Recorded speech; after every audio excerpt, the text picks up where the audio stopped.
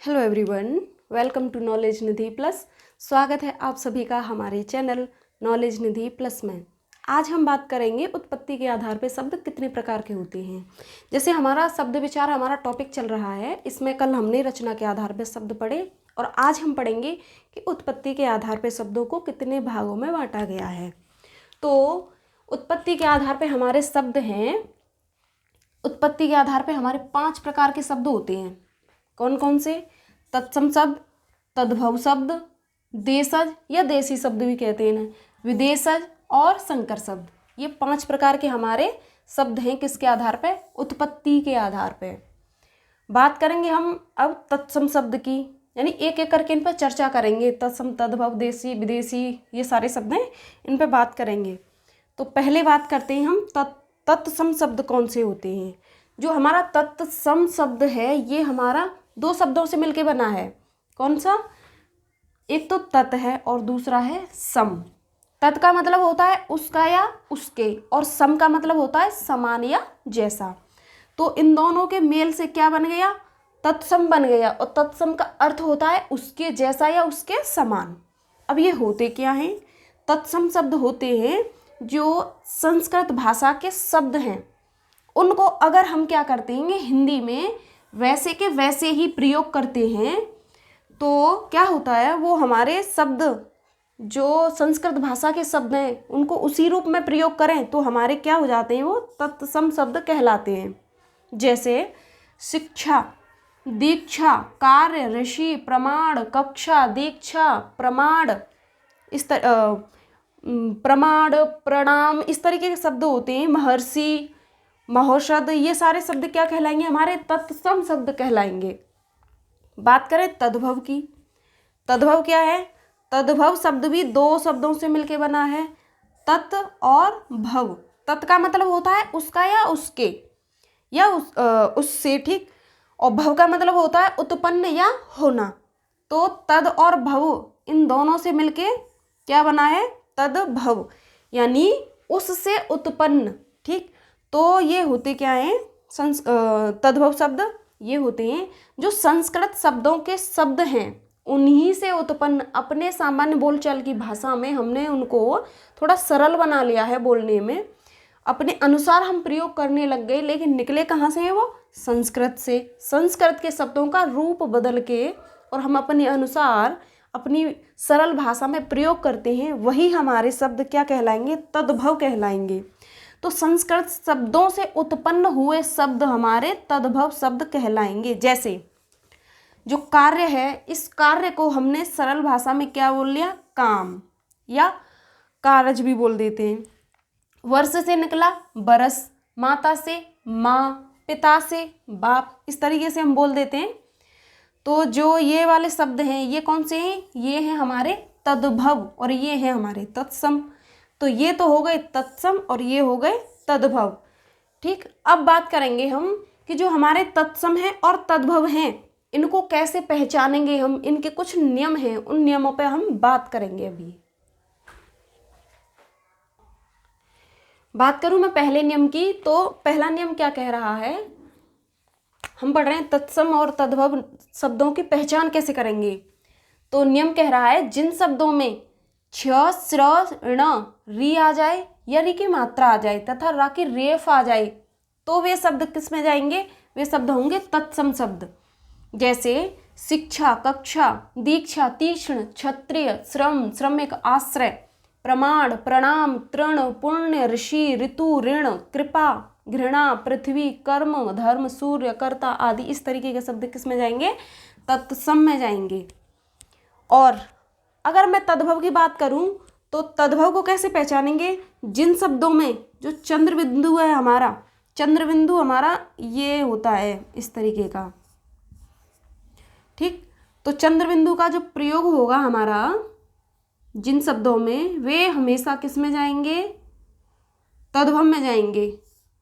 चंद्र बिंदु का प्रयोग, जैसे आंख, आंसू, आंसू को हम अश्रु कहते हैं संस्कृत तत्सम शब्द में, या संस्कृत में अश्रु बोलते हैं और संस्कृत के शब्द तत्सम होते हैं।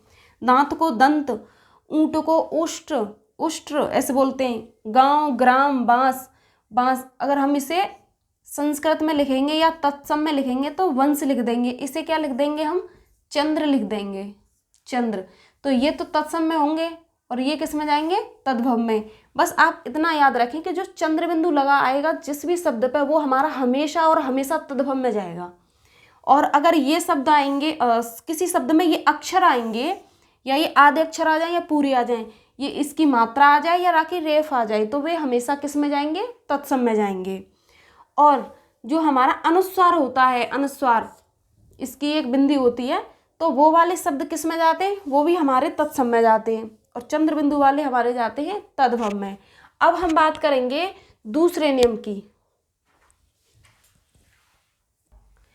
दूसरा नियम क्या कह रहा है हमारा, ये कह रहा है कि जो हमारे या से शुरू होते हैं, जो शब्द या से शुरू हो, वे कौन से होंगे, वे तत्सम शब्द होंगे।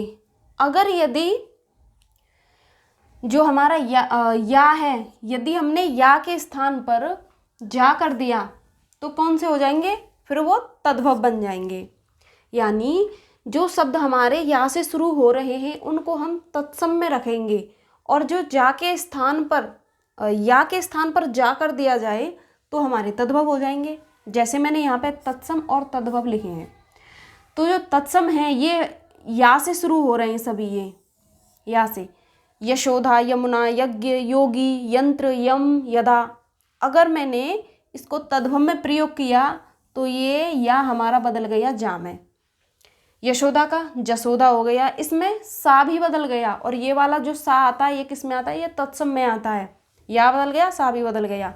यमुना जमुना हो गया, यज्ञ यज्ञ हो गया, योगी को जोगी कर दिया, यदा जब, यम जम, ये इस तरीके से ऐसे हम पहचान सकते हैं कि तत्सम शब्द कौन से हैं और तद्भव शब्द कौन से हैं।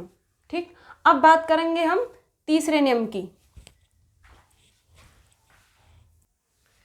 तीसरा नियम क्या बताता है, तीसरा नियम कहता है कि जो शब्द वा से शुरू हो वे शब्द होंगे हमारे तत्सम शब्द, और जो शब्द वा के स्थान पर बा कर दें, यानी जिस शब्द में वा आ रहा है और बा के स्थान पर हम बा कर दें, बा, तो किस में चले जाएंगे, तद्भव बन जाएंगे। तो तत्सम और तद्भव हैं हमारे, ये सारे शब्द किससे शुरू हुए हैं, ये हुए हैं वा से, और वा के स्थान पर यहाँ पे हो गया है बा, तो ये शब्द होंगे तद्भव और ये होंगे तत्सम। इस तरीके से भी हम पहचान सकते हैं। जैसे वक्को बगुला, विद्युत बिजली, वाणी बोलना, वंश बांस, विशेष बहुत, यहाँ बा है और यहाँ भी बा है, देखिए, और इसका अर्थ होता है विशेष का महत्वपूर्ण भी इसका अर्थ होता है। तो ये हमारा तीसरा नियम। अब हम बात करेंगे आगे के नियम पे। अगला नियम क्या कह रहा है, जो हमारी यण संधि है और अयादि संधि है, संधि अभी हम आगे पढ़ेंगे तब अच्छे से जानेंगे। अभी मैं बताऊं कि जो यण संधि के उदाहरण बनेंगे या यण संधि से जो शब्द बनेंगे और अयादि से शब्द बनेंगे वे सभी किस में जाएंगे, तत्सम में जाएंगे। जैसे स्वागत, प्रत्येक, अत्यधिक, प्रवेशण, पावन, पवन, पवित्र, नयन, चयन, पावक, इस तरीके के जो शब्द बनेंगे किस में जाएंगे, वो तत्सम में जाएंगे। ठीक, ये हमारे किसके हैं, ये हैं हमारे यण संधि के, और नीचे वाले ये हैं अयादि संधि के।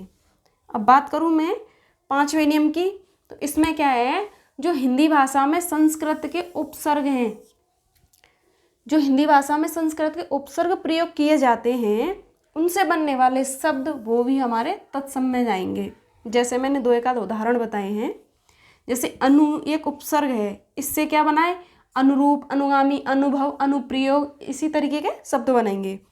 प्र से बना है प्रहार, प्रसार, प्रवाह, प्रसाद, इस तरीके। आ से आजन्म, आजन्म, आमरण, आहार, आगत, इस तरीके से। प्रतिकूल, प्रतिशोध, प्रत्येक। तो ये हमारे तत्सम और तद्भव पहचानने के कुछ नियम थे, इनकी पहचान कैसे की जाए।